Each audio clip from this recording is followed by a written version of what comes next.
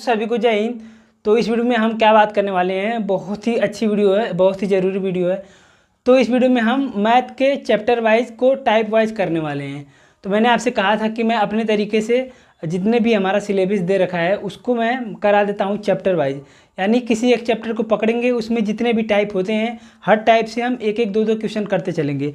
और उसके बाद मैं क्या करूँगा, जितने भी किसी भी चैप्टर को, जैसे मान लेता हूँ कि आज मैं अनुपात ले लेता हूँ, तो अनुपात का सबसे पहले मैं टाइप वाइज करा दूंगा और बहुत ज़्यादा आपका टाइम नहीं लूँगा। उसके बाद प्रीवियस ईयर में जितने भी अनुपात से क्वेश्चन पूछे गए, अनुपात और समानुपात से, वो सारा क्वेश्चन मैं करा दूंगा। ठीक है, तो मैं आपको यहाँ पे बता दूं कि मैं ना तो कोई टीचर हूँ ना तो वो है, मैं भी आपकी तरह एक स्टूडेंट हूँ। तो प्लीज़ ये मत सोचिए कि मैं कोई टीचर हूँ, मैं भी तैयारी करने वाला हूँ। तो मैं बता दूँ आपको कि अभी 10:27 हो रहा है, रात को 10:27 हो रहा है। तो काफ़ी मेहनत लगती है यार, क्वेश्चन खोजना बहुत, फिर इसको बनाना, फिर इसके बाद एडिट करना, बहुत ज़्यादा मेहनत लगती है। तो प्लीज़ अगर वीडियो देख रहे हैं तो वीडियो को लाइक भी कर दीजिएगा और सपोर्ट करिएगा, पूरा देखिएगा, क्योंकि ये रिस्पॉन्स आएगा तभी मैं वीडियो बना पाऊँगा। नहीं तो इतना मेहनत करने के बाद कुछ रिस्पॉन्स ही ना आए तो क्या ही फ़ायदा। तो चलिए देखते हैं। तो इस वीडियो में, आज के वीडियो में हम क्या करने वाले हैं, अनुपात और समानुपात। तो आज हम अनुपात और समानुपात करेंगे। तो अनुपात और समानुपात ये हमारा पहला दिन है, पहला चैप्टर है। तो प्लीज़ आप लोग कमेंट करके बताइएगा पूरा वीडियो देख के कि क्या सुधार करना चाहिए, क्या अच्छा लगा और क्या और करना चाहिए। ठीक है, तो आपका फीडबैक बहुत ज़रूरी है मेरे लिए, तो फीडबैक ज़रूर दीजिएगा। तो चलिए, इत्मीनान से, बहुत ज़्यादा वीडियो लंबी नहीं बनेगा, चलिए इत्मीनान से सीखते हैं। तो हमारा जो चैप्टर है वो अनुपात और समानुपात है। तो सबसे पहले जो रेशियो का मतलब वो क्या होता है कि रेशियो का मतलब होता है कि किसी भी चीज़ का सबसे छोटा फॉर्म, सबसे छोटा रूप। जैसे ये 10 हो गया और ये 20 हो गया, तो इसे अगर हम रेशियो में चेंज करना होगा तो इसका जो सबसे छोटा रूप होगा वो कट जाएगा। 10 से कम 10, 10 दूना 20। अब ये इससे छोटा नहीं हो सकता, तो इसी को हम रेशियो बोलते हैं, इसी को अनुपात बोलते हैं, यानी सबसे छोटा रूप। ठीक है, तो चलिए ये सब चीज़ें तो सबको पता होगी। अब थोड़ा सा बात कर लेते हैं अनुपात और समानुपात की। तो इसमें हमारा टाइप 1, ये हमारा टाइप 1 है, और टाइप 1 में हमारा ये है ए। तो इसमें किस टाइप के क्वेश्चन पूछे जाते हैं, जैसे ए अनुपात बी बराबर 2 और अनुपात 3 दे रखा है, ध्यान से देखिएगा। और बी अनुपात सी बराबर हमारा 5 अनुपात, मान लेते हैं 5:4 दे रखा है। ठीक, तो हमसे ए अनुपात बी अनुपात सी ये हमें बताना है। ये हमारा टाइप 1 का ए हो गया, मतलब टाइप 1 में भी पॉइंट है, ए हो गया। तो हमें ए बी सी का अनुपात बताना है। तो इसको सॉल्व करने के दो तरीके हैं। पहले हम देख रहे हैं यहाँ पे बी है, बी का मान यहाँ पे 3 दे रखा है, यहाँ पे बी है, बी का मान यहाँ पे 5 दे रखा है। तो बी तो सेम ही है ना, तो बी का मान भी तो सेम होना चाहिए, अलग अलग दे रखा है। तो हम क्या करेंगे, या तो इन दोनों को बराबर कर लें, ऐसे भी कर सकते हैं, लेकिन हम क्या करेंगे, जैसे ये ए और अनुपात बी दे रखा है, तो ए अनुपात बी का मान 2:3 दे रखा है, तो इसके नीचे लिख देंगे 2:3।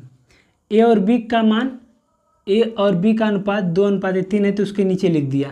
अब बी और सी का अनुपात 5:4 दे रखा है, तो बी और सी के नीचे लिख देंगे 5:4। ठीक, बी और सी के नीचे हमने लिख दिया 5:4। अब हम क्या करेंगे, अब हम देख रहे हैं इसके आगे ये स्थान खाली है यहाँ पे, तो यहाँ पे 3 भर देंगे। अब हम देख रहे हैं इसके पहले एक स्थान खाली है यहाँ पे, तो हम यहाँ पे 5 ही भर देंगे। यानी कि जिसके आगे जो स्थान खाली है वहाँ पे वही संख्या भर देंगे, और जिससे पहले जो स्थान खाली है वहाँ पे वो संख्या भर देंगे। तो इससे आगे एक स्थान खाली था यहाँ पे, तो 3 हमने भर दिया, इससे पहले एक स्थान खाली था तो 5 भर दिया। अब क्या करेंगे, इसका गुणा कर देंगे, तो 5 दूना 10, 5 3 15, 4 3 12। तो ये आ गया हमारा ए बी सी का अनुपात। ए बी सी का अनुपात आ गया 10, 15, 12। तो ये हमारा आंसर हो गया। ये तो हो गया हमारा टाइप 1 में ए वाला। अब टाइप 1 में हम बी वाला देख लेते हैं। एक और चीज़ होता है इसी में, जैसे ये 3 का दे रखा है, अब जैसे दे दे ए अनुपात बी, बी अनुपात सी, सी अनुपात डी, 1:2 मान लेते हैं, 3:2 मान लेते हैं, ये मान लेते हैं 4:1। ठीक है, तो अगर हमसे ए बी सी डी का मान पूछ दे, ए अनुपात बी अनुपात सी, डी का अनुपात हमसे पूछ दे तो हम क्या करेंगे, सेम यही चीज़ करना है। तो ए और बी के नीचे ए और बी का अनुपात 1:2, तो इसके नीचे लिख देंगे 1:2। बी और सी का मान 3:2, तो 3:2 इसके नीचे लिख देंगे। अब सी और डी का मान 4:1, तो सी के नीचे 4 और डी के नीचे 1। ठीक है, अब हम देख रहे हैं यहाँ पे एक स्थान खाली है, यहाँ पे एक स्थान खाली है, यहाँ पे एक स्थान खाली है, यहाँ पे एक स्थान खाली है, यहाँ पे 2 स्थान खाली है। ठीक, अब हमें वही चीज़ करना है, जैसे ये 2 है, 2 के आगे 2 स्थान खाली है तो दोनों जगह 2 भर देंगे। ये बस यही तरीका है। यहाँ पे 2 है, 2 के आगे एक स्थान खाली तो यहाँ पे 2, यहाँ पे 3 है, 3 के पहले एक स्थान खाली है तो यहाँ पे 3, यहाँ पे 4 है, 4 के पहले 2 स्थान खाली है तो दोनों जगह 4 भर देंगे। अब सीधा सीधा इनका गुणा कर देंगे तो 4 3 12 अनुपाते 4 3 12 दूना 24 अनुपाते 4 दूना 8 दूना 16, ये 2 दूना 4, ये आ गया हमारा 4। अब ये कट रहा है 4 से तो 4 एकम 4, 4 चौक को 16, 4 छक 24, 4 3 12, तो ये आ गया 3:4:3 6 4, तो ए बी सी डी का अनुपात आ गया 3 6 4 1। ठीक है, अब एक चीज़ यहाँ पे और ध्यान देना है, कभी कभी क्या करता है डायरेक्ट ए और डी का अनुपात पूछ देता है, यानी सॉरी ए और डी का, यानी ये पहले और चौथे का अनुपात डायरेक्ट कभी कभी क्वेश्चन में पूछ देता है। जैसे 5-6 लोगों का अनुपात देगा और पहले और चौथे का अनुपात पूछ देगा, तो कभी भी पहले और चौथे का अनुपात पूछे तो क्या करेंगे, सीधा सीधा गुणा कर देंगे। तो 2 दूना 4, इधर का गुणा कर देंगे 4 3 12, तो ए और डी का अनुपात आ गया 12 और 4, 4 एकम 4, 4 3 12, 3:1। तो यहाँ पे भी ए का मान 3 आया, यहाँ पे डी का मान 4। तो ऐसे भी कर सकते हैं, जब कभी पहला और लास्ट वाले का पूछा है तो सीधे सीधे गुणा कर देना। ठीक है, तो ये हमारा टाइप 1 में ए वाला है अभी, तो मैं इसको मिटा देता हूँ। तो अगर आप चाहें तो इसे नोट कर सकते हैं, बाकी आपकी इच्छा। अब हम बी वाला देख लेते हैं। तो अब हम टाइप ए, ये हमारा टाइप ए ही है, टाइप ए में हम बी वाला देख लेते हैं। तो जैसे ए अनुपाते बी अनुपाते सी बराबर हमारा दे रखा है 1/2, 2/3, 3/4। ठीक, ये हमारा दे रखा है। तो हमें यहाँ पे ए बी सी का अनुपात बताना है, ये फ्रैक्शन में इसे हटाना है। तो ए बी सी का अनुपात हमें बताना है। ठीक है, तो हम क्या करेंगे, सबसे पहले फ्रैक्शन को ख़त्म करना होगा। तो फ्रैक्शन को ख़त्म करने के लिए क्या करेंगे, एलसीएम लेंगे। नीचे जो ये हर है 2 3 और 4 का एलसीएम लेंगे तो 12 आएगा, यानी 12 एक ऐसी संख्या है जो इन तीनों से कट जाएगी। तो हम क्या करेंगे, यहाँ पे भी 12 से गुणा कर देंगे, यानी इन तीनों में 12 से गुणा कर देंगे। तो यहाँ पे 12 से गुणा करेंगे तो 2 छक्के 12, ये आ जाएगा 6। यहाँ पे गुणा करेंगे तो 3 चौक को 12, 4 दूना 8। यहाँ पे 12 से गुणा करेंगे तो 4 3 12 और 4 3 12, 3 3 9, ये आ गया 6 8 9। यही हमारा ए बी सी का अनुपात हो गया। बस कुछ नहीं करना, एलसीएम लेना है, गुणा कर देना है। जब हम हर को हटाएंगे तो वही हमारा आ जाएगा। ठीक है, ये हो गया हमारा टाइप 1। और टाइप 1 में बी, ए बी हमने देख लिया। अब सी देखते हैं। मैंने यहाँ पे रफ पे लिख रखा है, काफ़ी मेहनत करी है, काफ़ी खोजा है, तब जाके बनाया है। अब सी वाला जैसे एक ये देता है कि a/2, b/3, c/4, कभी कभी ये दे देता है, बराबर दे देता है। तो हमसे पूछता है ए बी सी का अनुपात, हमसे पूछता है। तो कभी भी ऐसे दे, ऊपर हमारा कुछ भी ना हो, ऊपर गुणे में कुछ भी ना हो, और नीचे 2 3 नीचे कुछ भी दिया हो, ऊपर बस कुछ नहीं होना चाहिए। तो सीधा सीधा यही हमारा यही हमारा अनुपात हो जाएगा, 2:3:4। ये बस ध्यान रखना है कि ऊपर कुछ भी गुणा नहीं होना चाहिए। जैसे मैं यहाँ पे ले लेता हूँ, जैसे एक ले लेता हूँ मैं यहाँ पे कि a/2, 2b/3, 3c/4, 3c/4। तो ए बी सी का अनुपात हमें बताना है, ए बी सी का अनुपात हमें बताना है। ठीक है, तो हम देख रहे हैं कि यहाँ पे ऊपर कुछ भी गुणे में नहीं था, लेकिन यहाँ पे 2 गुणा है, 3 गुणा है, ये गुणे में है। तो हमें क्या करना होगा, या तो इनको हटाएं या तो इनको हटाएं। तो हम क्या करेंगे, इस 2 और 3 को ऊपर से हटाएंगे। तो ऊपर से हटाने के लिए क्या करेंगे, 2 और 3 का एलसीएम लेंगे, 2 और 3 का एलसीएम लेंगे तो 6 आएगा। तो अब इस 6 से गुणा कर देंगे तीनों में, तो नीचे 6 से गुणा करेंगे, यहाँ पे भी 6 से गुणा करेंगे, यहाँ भी 6 से भाग दे देंगे। ठीक है, तो ये आ गया 1/12, ये आ गया 1/12 अनुपात ये आ गया 2 3 6 B/9,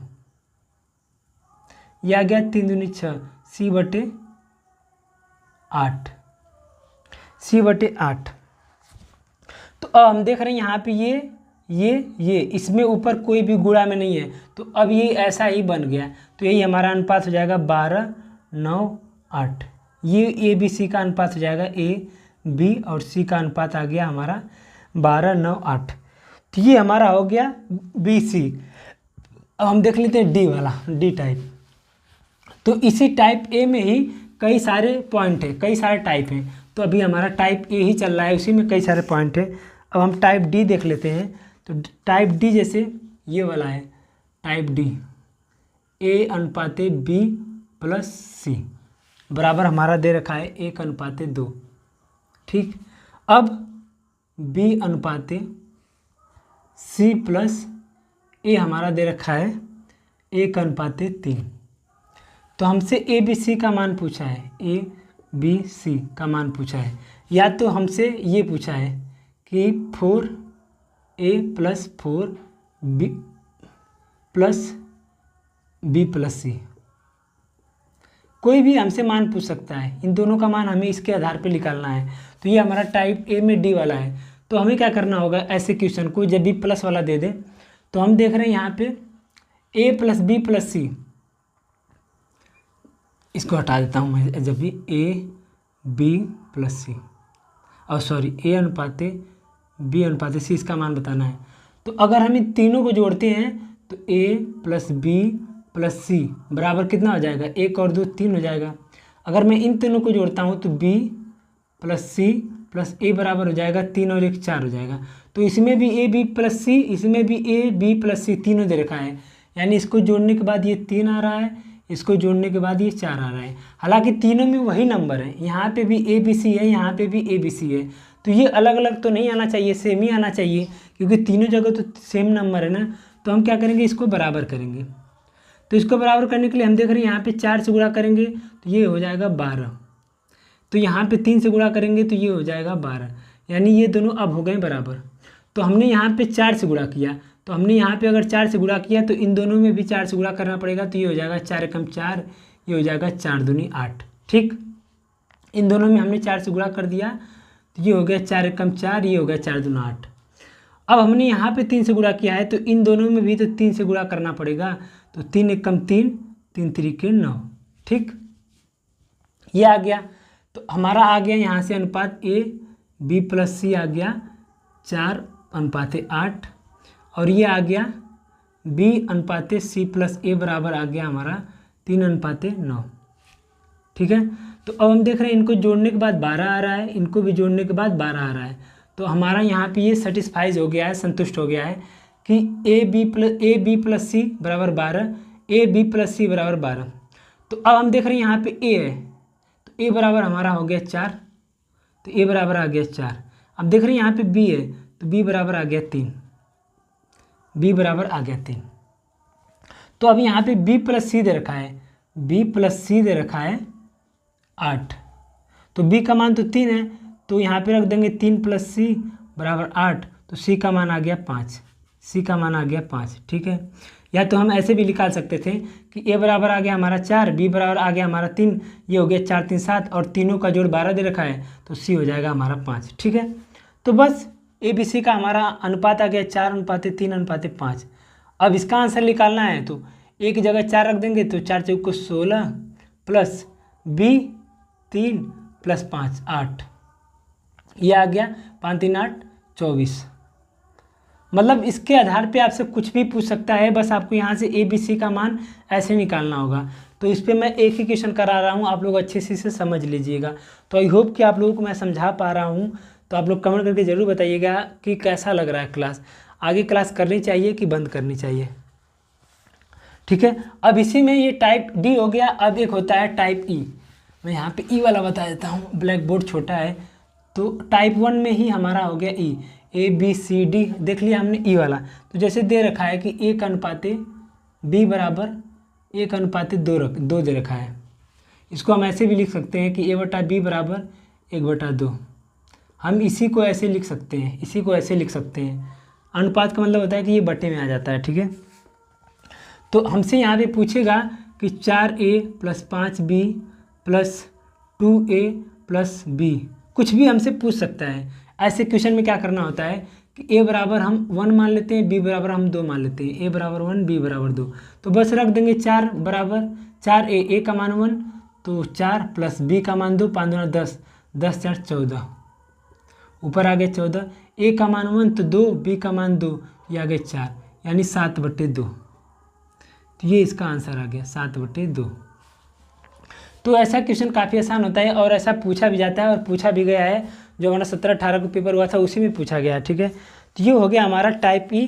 टाइप ए में हमारा ये हो गया ई, और टाइप ए में ही हमारा ये होता है, जैसे आप लोगों ने सुना ही होगा, एक होता है मीन प्रोपोर्शनल, एक होता है मीन प्रोपोर्शनल, एक होता है थर्ड, एक होता है फोर्थ। मीन प्रोपोर्शनल मतलब मध्यानुपाती, मध्यानुपाती मैंने यहाँ पे प्रोपोर्शनल नहीं लिखा है, मध्यानुपाती। और ये होता है तृतीयानुपाती। तृतीयानुपाती क्या होता है मैं बता रहा हूँ, ये होता है चतुर्थ अनुपाती, चतुर्थ अनुपाती।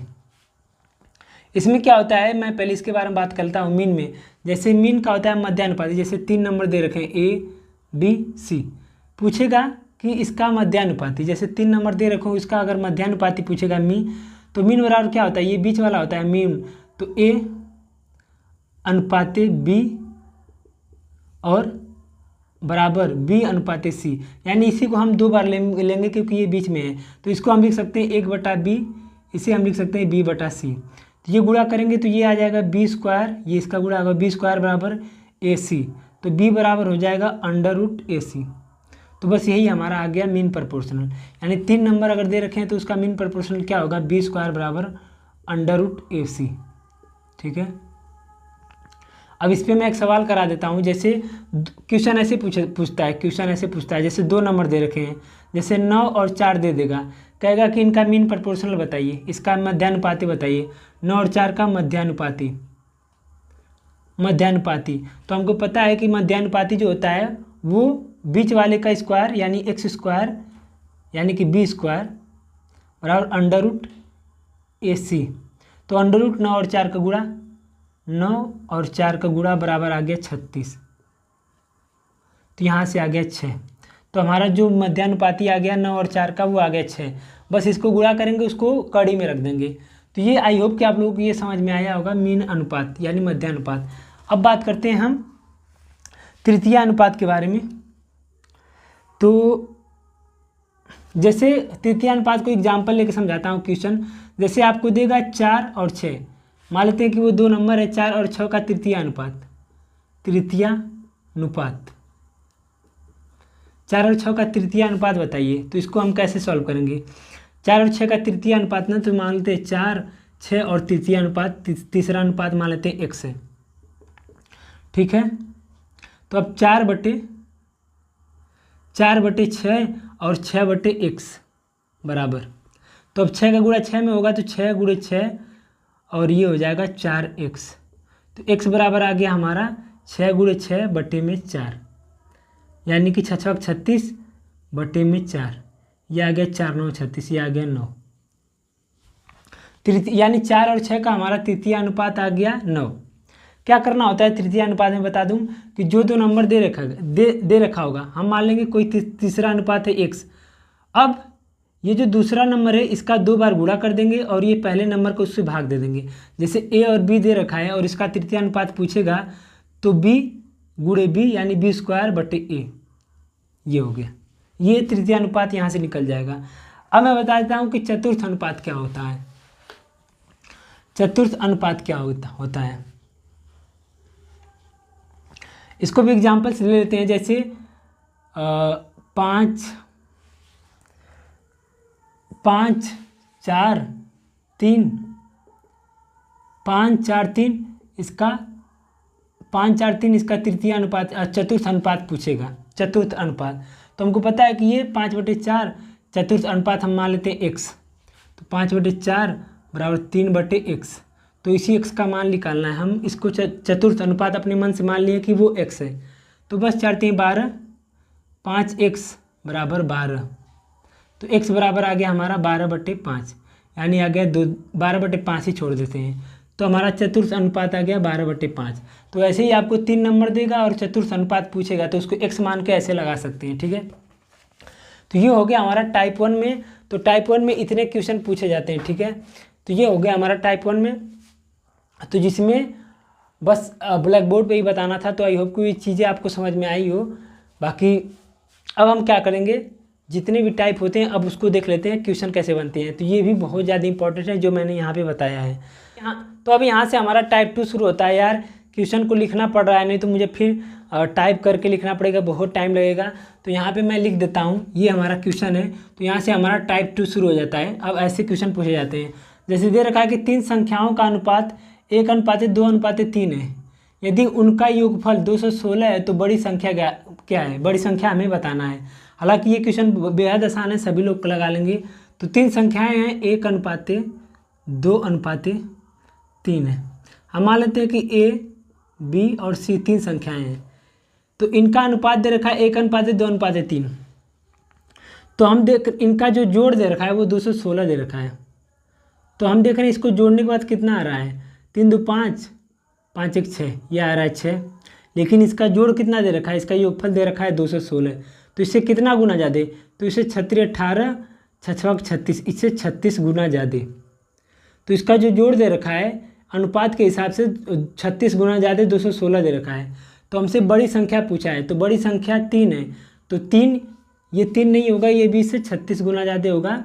3 6 18 के 8, 3 3 के 9 1 10, 108 होगा। तो ये हमारा आंसर हो गया, बड़ी संख्या 108 होगा। अगर छोटी संख्या पूछता तो 36 से कम 36 हो जाता। बीच वाली पूछता तो 36 गुना 72 हो जाता। तो इसको ऐसे सॉल्व करना था, ठीक है। तो बस इसको ऐसे सॉल्व करना है। यहाँ पे मैंने लिख रखा है टाइप 2 का ही हमारा दूसरा क्वेश्चन है। ये हमारा दूसरा क्वेश्चन, इससे पहले हमने प्लस वाला कर लिया है।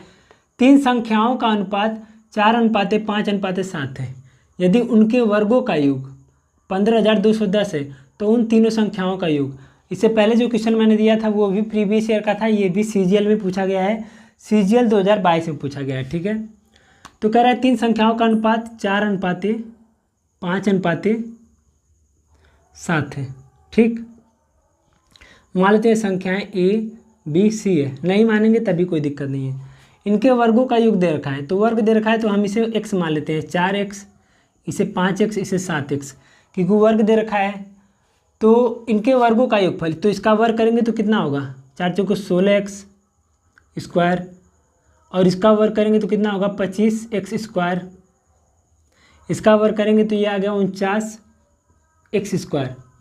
तो इसके वर्गों का योग, तो इसे जोड़ेंगे तो कितना आएगा, 9 5 14 के 4, 14 4 नहीं 6 5 11 9 0, प्लस करेंगे इनको, और 4 2 6 7 1 7 2 9, ये आ गया 90x स्क्वायर। ये आ गया हमारा 90x स्क्वायर, ठीक है।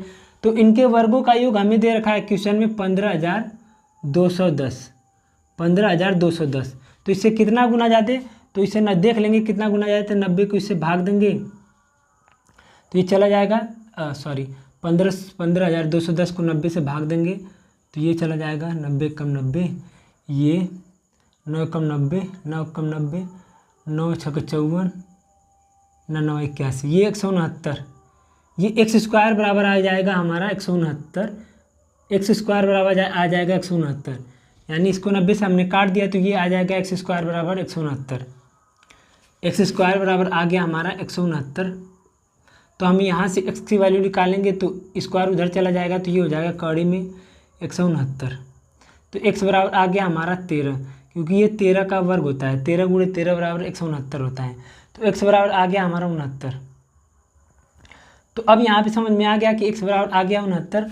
तो हमसे पूछा है तो उन तीनों संख्याओं का योग क्या होगा, तो उन तीनों संख्याओं का योग, तो वो तीनों संख्याएं हम देख रहे हैं 5x 4x 5x 7x, तो 5 4 9 9 7 16, ये हो गया 16x, ये हो गया 16x। तीनों संख्याओं का योग आ गया 16x। तो x का मान 13 दे रखा है, तो 13 से इसमें गुणा कर देंगे, x की जगह 13 से गुणा कर देंगे। तो हमारा आंसर आ गया 13 78 के 8 हासिल 7, 13 कम 13 7 20 208। ये हमारा आंसर आ गया, यानी इन तीनों संख्याओं का योग आ गया 208। तो इसको ऐसे सॉल्व करना था, क्योंकि इसमें वर्ग पूछा था। अगर सिंपल केवल वर्ग नहीं पूछता, केवल जोड़ पूछता, तो सिंपल सा हम कर लेते हैं, लेकिन वर्ग पूछ रखा था। ठीक है, तो टाइप 2 में ही हमारा ये वाला क्वेश्चन है, जिसमें पैसे वितरण किया जाता है। जैसे पैसे कभी 3 लोगों में, कभी 2 लोगों में, कभी 4 लोगों में पैसे जो है बांटा जाता है, मतलब कोई भी चीज़ बांटा जाता है। तो जैसे हम यहाँ पे पैसे को ले लेते हैं, ये भी हमारा क्वेश्चन सीजीएल में पूछा गया है, और ऐसे क्वेश्चन बहुत ज़्यादा पूछे जाते हैं। जैसे क्वेश्चन में कहा है कि धनराशि 93,000 को ABCD में वितरित किया जाता है, वितरित किया गया। यदि A और B का अनुपात 1:2, B और C का अनुपात 3:4, C और D का अनुपात 5:6 है, तो C का हिस्सा, यानी ये धनराशि है और इसे ABCD में इसके अनुपात में बांटा गया है, तो हमें C का हिस्सा निकालना है। तो C का हिस्सा निकालने के लिए सबसे पहले हमें क्या करना होगा, यहाँ से ABC का अनुपात निकालना होगा। तो मैंने आपको बता रखा था A/ABCD 4 दे रखा है, तो A और B का अनुपात 1:2, तो इसके नीचे लिख देंगे 1:2। B और C का अनुपात 3:4, तो B और C के नीचे 3:4। C और D का अनुपात 5:6, तो यहाँ पे 5:D के नीचे 6। बस यहाँ से निकाल लेंगे। अब इसके आगे 2 स्थान खाली है, तो यहाँ पे 2 भर देंगे, यहाँ पे 2 भर देंगे। इसके आगे का स्थान खाली, तो यहाँ पे 4। इसके पहले ये खाली है, तो यहाँ पे 3। इसके पहले 2 स्थान खाली है, तो यहाँ पे 5, यहाँ पे भी 5। अब सीधा सीधा इसका गुणा करेंगे, तो 5 से 15, ये 5 से 15 दूना 30, ये 5 चौक 20, 4 दूना 8, 8 5 40, ये आ गया 4 दूना 8, 8 छक्का 48। ये आ गया हमारा 5 30 15 30 40 48। तो ये ABCD का अनुपात आ गया 15 30 40 48। ABCD का अनुपात आ गया 15 30 40 48। ठीक है, ये हमारा ABCD का अनुपात आ गया। तो हम इसको जोड़ लेते हैं, तो टोटल अनुपात के हिसाब से टोटल हमारी धनराशि कितनी होगी, इन चारों को जोड़ लेंगे। तो 8 5 13 के 3, 4 4 के 4 4 8 3 11 11 1 12 12 13 133।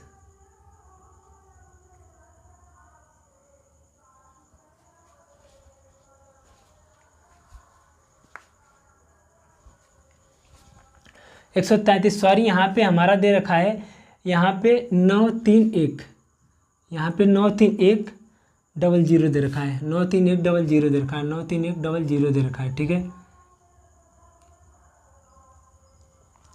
ये राशि मैंने गलत लिख दिया था, ये 93,100 रुपये दे रखा है। तो यहाँ पे हमने देख लिया कि ABCD का अनुपात हमारा आ गया 15 30 40 48। तो हम देख रहे हैं टोटल इनको पैसे कितने मिले हैं, इनके पास टोटल इनके पास 133 रुपये मिले हैं, लेकिन टोटल पैसे हैं कितने, 93,100। तो इससे कितना गुना ज़्यादा, टोटल पैसे हैं 93,100, तो इससे कितना गुना ज़्यादा, तो इससे 7 3 21 के 1 7 3 21 22 23, इससे 700 गुना ज़्यादा, इससे 700 गुना ज़्यादा। ठीक है, इससे 700 गुना ज़्यादा, इससे 700 गुना ज़्यादा।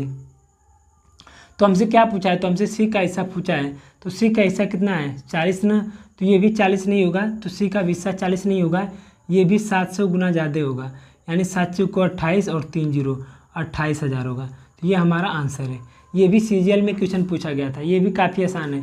तो जो बांटने वाला क्वेश्चन है वो ऐसे पूछा जाता है। तो मैंने 4 वाला ले लिया, लेकिन अक्सर 3 वाला ही पूछता है। ठीक है, तो ये हमारा क्वेश्चन था। अगला क्वेश्चन है टाइप 2 में ही है, कह रहा है कि धनराशि 68,000 को ABC में वितरित किया गया। यदि ABC को 1:2, B 1/2 अनुपात 1/4 अनुपात 5/16 में बांटा गया है, तो A का हिस्सा यानी ABC को 1/2 अनुपात 1/4 अनुपात 5/16 में बांटा गया है। तो हमसे पूछा है कि ABC का हिस्सा, तो हम देख रहे हैं यहाँ पे A B और C का जो अनुपात दे रखा है वो दे रखा है 1/2 1/4 5/16, यानी इनको इस अनुपात में पैसे बांटे गए हैं और टोटल 65 पैसे हमारे 68,000। ठीक है, तो सबसे पहले हमें यहाँ से ABC का मान निकालना होगा, A B और C का अनुपात निकालना होगा। तो मैंने आपको बताया था अभी स्टार्टिंग में कि जब भी ऐसे दे दे तो हमको फ्रैक्शन ख़त्म करना होगा, ये 2 4 16 को ख़त्म करना होगा। तो हम क्या करेंगे, LCM ले लेंगे 2 4 और 16 का, तो इसका LCM लेंगे तो 16 आएगा, यानी 16 इन तीनों से कट जाएगा। तो 16 लेते हैं तो 16 से क्या करेंगे, इन तीनों में गुणा कर देंगे। 16 से इन तीनों में गुणा करेंगे, इसमें करेंगे तो 2 8 16, ये आ जाएगा 8। और इसमें गुणा करेंगे तो 4 चौको 16, इसमें गुणा करेंगे तो 16 कम 16, ये आ जाएगा 5। यानी ए और बी सी का अनुपात आ गया हमारा 8:4:5। ठीक है, तो अब इसको जोड़ के देखते हैं। तो 8 4 12 5 17, ये आ गया 17, अनुपात के हिसाब से आ गया हमारा 17। तो ये टोटल पैसे हैं ए बी सी के पास 17 रुपये, लेकिन क्वेश्चन में देख टोटल पैसे कितना दे रखा है, 68,000। तो इससे कितना गुना ज़्यादा है, तो इससे 17 चौको 68, 4,000 ज़्यादा है। तो इससे 4,000 गुना ज़्यादा है। ठीक है, इससे 4,000 गुना ज़्यादा है। तो हमसे एक का हिस्सा पूछा है, तो एक का हिस्सा जो यहाँ पे 8 है, तो ये भी 8 नहीं होगा, इससे 4,000 गुना ज़्यादा होगा। 8 चौको 32, 8 चौको 32,000।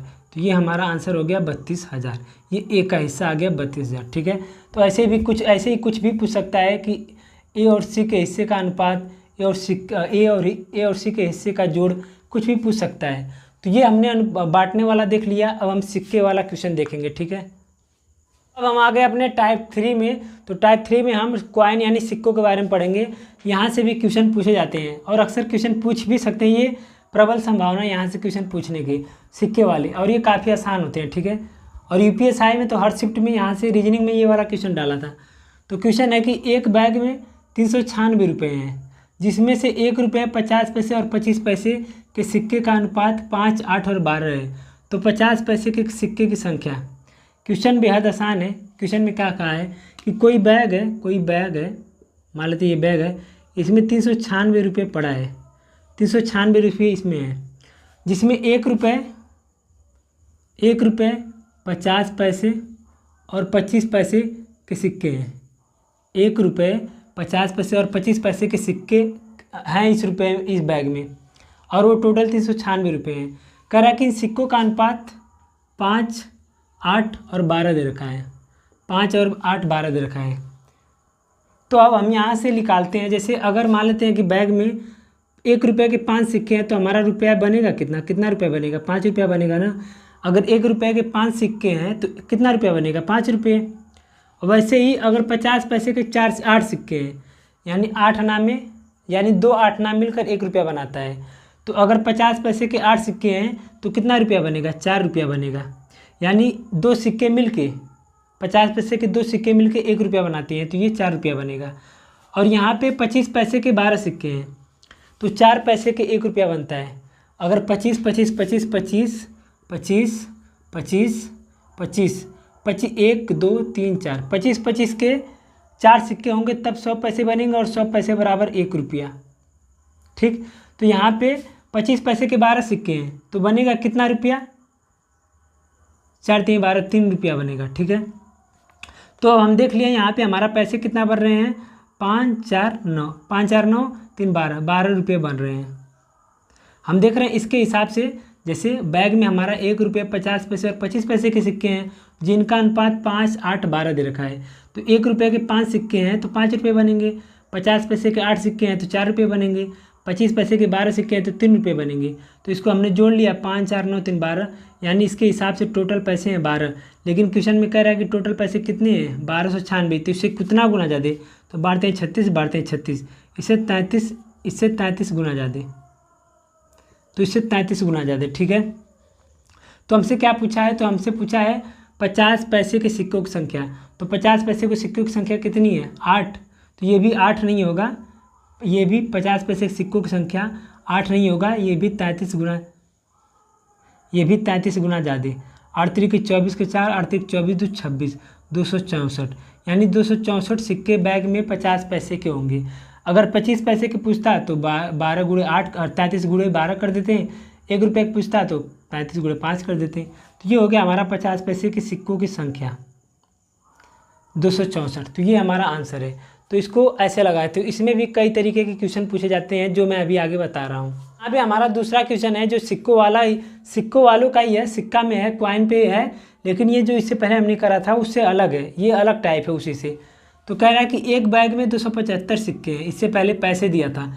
एक बैग में 275 सिक्के हैं, जिसमें से 1 रुपये 50 पैसे और 25 पैसे के मूल्य का अनुपात, मूल्य का अनुपात यहाँ पे क्या है, इससे पहले यहाँ पे सिक्कों की संख्या दे रखी थी, तो मूल्य का अनुपात 5:4:3 है, तो 50 पैसे के सिक्कों की संख्या। बेहद आसान होता है, बस इसी 2 टाइप पे क्वेश्चन पूछा जाता है। कह रहा है कि कोई बैग है जिसमें टोटल 275 सिक्के हैं, जो टोटल सिक्के हैं वो 275 है। यहाँ पे कह रहा है उस बैग में 1 रुपये, 50 पैसे और 25 पैसे के सिक्के हैं। उस बैग में 1 रुपये, 50 पैसे और 25 पैसे के सिक्के हैं, तो उनके मूल्य का अनुपात ये ध्यान देना है, मूल्य का अनुपात 5:4:3 है। बस यहीं से क्वेश्चन सॉल्व होगा, 5:4:3 है। तो जैसे मेरे पास 5 रुपये हैं और हर सिक्का 1-1 रुपये का है, जैसे मेरे पास 5 रुपये हैं और हर सिक्का 1-1 रुपये का है, तो मेरे पास कितने सिक्के हुए, 5 ही ना हुए। 5 रुपये हैं, हर सिक्का 1-1 रुपये का, तो मेरे पास 5 रुपये हैं। तो वही कहा है कि जो मूल्य है वो 5 रुपये है और सिक्का जो है 1 रुपये का है, तो 5 सिक्के होंगे। तो सिक्के हमारे यहाँ से निकल जाएंगे 5 सिक्के, यानी 1 रुपये के 5 सिक्के होंगे।